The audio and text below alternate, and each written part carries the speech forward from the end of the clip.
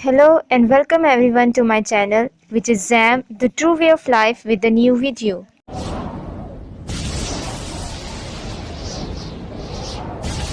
Hi guys, कैसे हैं आप सब।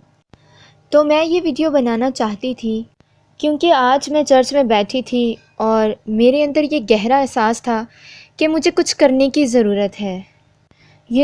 मुझे ज़रूरत थी कि मैं किसी तक पहुंचूं।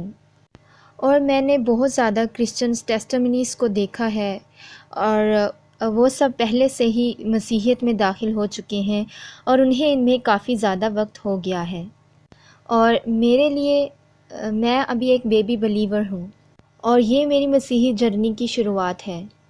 और मैंने ये सोचा कि शायद अगर मैं इसे पोस्ट करूँ तो शायद ये किसी दूसरे की मदद करे, शायद ये उसकी मदद करे जिसके पास बहुत से सवाल हों जैसे मेरे पास थे, और वो भी ऐसे ही सोचते हों जैसा कि मैं सोचा करती थी। शायद ये आपकी भी मदद करे या गाइड करे, जो आपको इस तरह से पुरसुकून करे कि आप भी चर्च जाएं और दुआ करें, या आप पुरसुकून होकर एक अच्छा मसीही बनना चाहें। तो मैं अपनी कहानी आपके साथ शेयर करना चाहूँगी और मैं कोशिश करूँगी कि मैं ऐसे मुख्तसरन बता सकूँ अगर ये मुमकिन हो तो। मैं हमेशा से ही उन लोगों का हिस्सा रही हूँ जो यूँ महसूस करते हैं मैं क्रिश्चियन हूँ। और ये मुझे कहानी के उस हिस्से की याद दिलाता है कुछ साल पहले की, जब मैंने ये जाना कि ये खुदा है और मैं टैंपा में रह रही थी। मैं हमेशा से ही किसी चीज़ की तलाश में थी और मैं ये जानती थी कि मैं हमेशा से ही एक बलीवर बनना चाहती थी और मैं ये चाहती थी कि मैं खुदा पर ईमान लाऊं और मैं चर्च जाना चाहती थी और वर्शिप करना चाहती थी। मैं ये सारी चीज़ें महसूस तो करती थी लेकिन मेरे लिए कभी भी इतना वक्त नहीं होता था और ना ही मेरे अंदर इतनी एनर्जी होती थी जो किसी भी अच्छे रिलेशनशिप के लिए चाहिए होता है, जैसे कि एक दोस्त या एक स्पाउस के साथ। और इन सब को बनाने के लिए बहुत ज़्यादा वक्त और बहुत सी एनर्जी चाहिए होती है। और मैंने ये सोचा कि मैं खुदा के साथ कैसे रिलेशन कायम कर सकती हूँ या मैं ख़ुद को कैसे क्रिश्चियन कह सकती हूँ, जबकि मैं इस रिलेशनशिप में इन सब चीज़ों को डाल ही नहीं रही। तो जब मैं टैंपन में रह रही थी तो मुझे एक चर्च मिला और वो मुझे काफ़ी पसंद आया। और मुझे याद है कि जब मैं वहाँ बैठी हुई थी तो आंसू मेरी आंखों से एक झील की मानिंद मुंह पर बह रहे थे और मैं नहीं जानती कि मैं इसकी वजाहत कैसे करूं। मैं बस रोना चाहती थी और ये मेरे लिए एक बहुत पावरफुल लम्हा था। और मैंने ये कहा कि मुझे बाइबल की ज़रूरत है और मैं एक बुक स्टोर में गई और ये एक मसीही बुक स्टोर था। और मैं बहुत ज़्यादा परेशान और बेचैन थी क्योंकि ये मैं पहली मर्तबा करने जा रही थी और मैंने खुद से कहा कि मैं अंदर जाऊंगी, किताब लूँगी और बाहर आ जाऊंगी और कोई सवाल नहीं। और मैंने सर झुकाया हुआ था और मैं अंदर गई। तभी एक सेल्स एसोसिएट मेरे पास आया और उसने कहा, तो क्या तुम नजात याफ्ता हो? और मैं थोड़ा सा हिचकिचाई क्योंकि ये पहली मर्तबा मुझसे सवाल पूछा गया था कि क्या तुम नजात याफ्ता हो। हाँ, क्योंकि मैं जानती हूँ कि खुदा कौन है और मैं खुदा पर यकीन रखती हूँ और मैं फिरदौस पर भी ईमान रखती हूँ और मैंने बपतिस्मा भी लिया हुआ है, तो हाँ, मैं नजात याफ्ता हूँ। तो इसके बाद मैंने किताबों में से बाइबल उठाई और मैं बाहर आ गई।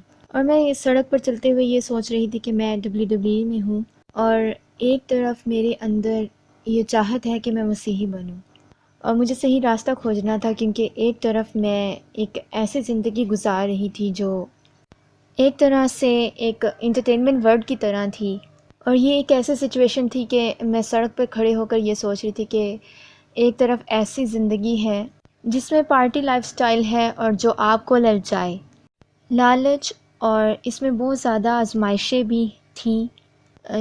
मैं एक गुनहगार की ज़िंदगी गुजार रही थी और मैं एक अच्छी इंसान नहीं थी। मैं ये कह सकती हूँ कि मुझे ख़ुद पर शर्म आती थी कि मैं किस तरह से ज़िंदगी गुजार रही थी और उन फ़ैसलों पर भी मैं शर्मिंदा थी जो मैंने किए, क्योंकि मैं अभी तक मसीही नहीं थी। और जैसा कि मैं गुनाह में ज़िंदगी गुजार रही थी, इसलिए मैं बहुत दफ़ा ये सोच रही थी कि मैं एक मसीही कैसे हो सकती हूँ, कि खुदा मुझे कैसे कबूल कर सकता है, क्योंकि मैंने बहुत बुरे काम किए थे। میں ایک مسیحی کی طرح زندگی نہیں گزار رہی تھی، بلکہ میں ایک گنہگار کی طرح زندگی بسر کر رہی تھی، اور اس سے پہلے میں نے کبھی بھی اپنی نجات کے بارے میں نہیں سمجھا تھا کہ کیا مجھے معافی ملی ہے، کہ کیا واقعی ہی مجھے معاف کیا جا سکتا ہے ان سب برے کاموں کے لیے جو میں نے کیے ہیں، کیا مجھے معافی مل سکتی ہے؟ یو نو میں یہ آپ کو بتانا چاہوں گی کہ اس لمحے کے بارے میں جو میں آج بھی محسوس کرتی ہوں کہ اب میں بچائی گئی ہوں۔ ان سب سالوں میں جب میں یہ یقین کرتی تھی کہ میں مسیحی ہوں، میں خدا پر یقین رکھتی ہوں، میں فردوس کو جانتی ہوں اور میں وہاں پر جاؤں گی، میں جون میں ایک کرسچن کونسلر کے ساتھ بات کر رہی تھی، اور اس نے بھی مجھ سے وہی سوال کیا جو اس سیل ایسوسیٹ نے کیا تھا، کیا تم نجات یافتہ ہو؟